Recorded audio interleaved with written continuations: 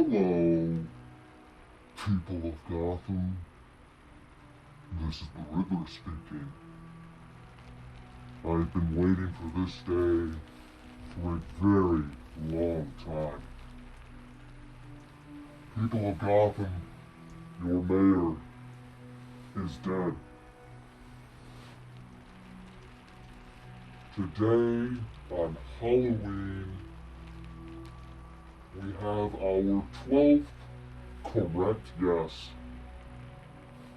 Yesterday, on Hallows Eve, with a deck of overlooks, I picked a 5.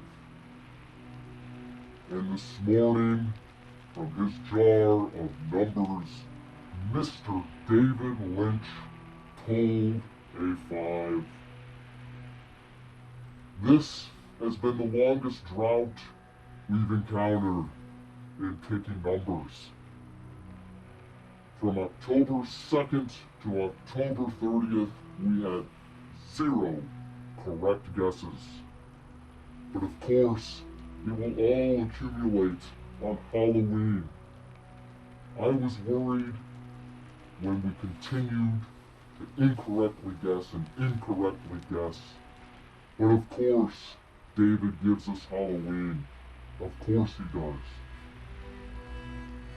Let us reminisce on the decks of cards we have used over this year. All in all, 12 correct guesses, 9 different decks of cards. We had a correct guess with a deck of Magic Castle playing cards, which can be found at the Magic Castle in Hollywood, California. We had a correct guess with the Cincinnati printed Aladdins, a very durable deck of cards. We had 2 correct guesses with a deck of Superiors. We had 2 correct guesses with a deck of Ace Fultons.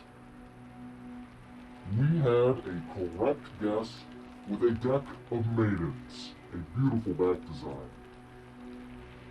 We had a correct guess with a deck of Glamour Nuggets, a replica of the Golden Nugget playing cards from the Golden Nugget Casino. We had a correct guess with a David Blaine Split Spades deck. We had a correct guess with a deck of Jerry's Nuggets, perhaps the most sought-after deck in card collecting. And finally, we had 3 correct guesses with a deck of Overlooks, our first ever correct guess and the last 2. This is one of my all-time favorite decks, designed to look like the Overlook Hotel's carpet pattern from The Shining. I happened to see The Shining today at an Alamo Draft House in celebration of our correct guess and Halloween. If we take a look at the numbers that we guessed correctly over this year, they total up to 54, the exact amount of cards in a deck, if you include the Jokers. But what does all this mean? Why do we try to guess what David Lynch's number will be? He never said that was the point of his numbers game. And even if it is, he would never let us know anyways. He's a very ambiguous man. I respect that about him. I admire that. What if that's not the purpose of this game? We might not know. It's human nature to try to predict things. We try to predict the outcome of sporting events, predict the outcome of a game of cards, the end of a movie. Sometimes we predict that we can hide things from the people of Gotham. That's one thing you can't do. Even if the point of David Lynch's numbers is not to predict what it will be, it's still enjoyable and satisfying when you get it. It gives you a feeling of power. It gives you a feeling of accomplishment, of happiness.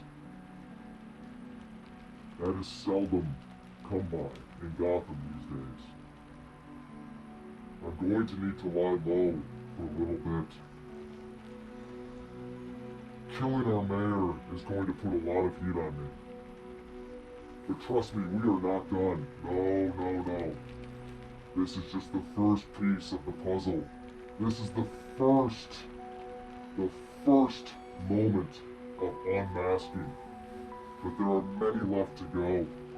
And with your help, we will continue to reveal the secrets that our government has been hiding from us.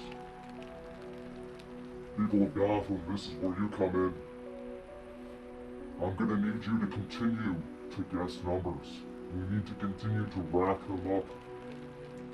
You may not see me over the next few months, but know that I am still out there. I am still guessing numbers every day, but I'm just doing so in the shadows.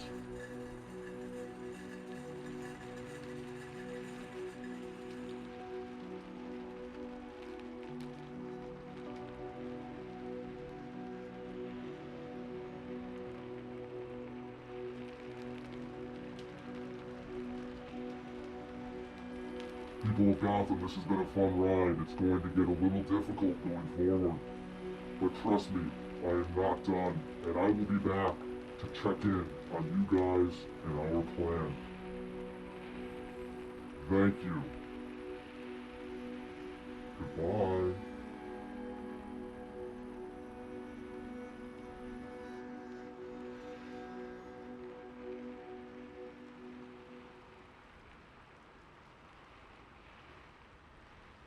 What is the beginning of eternity, the end of time and space, the beginning to every end, and the end of every race?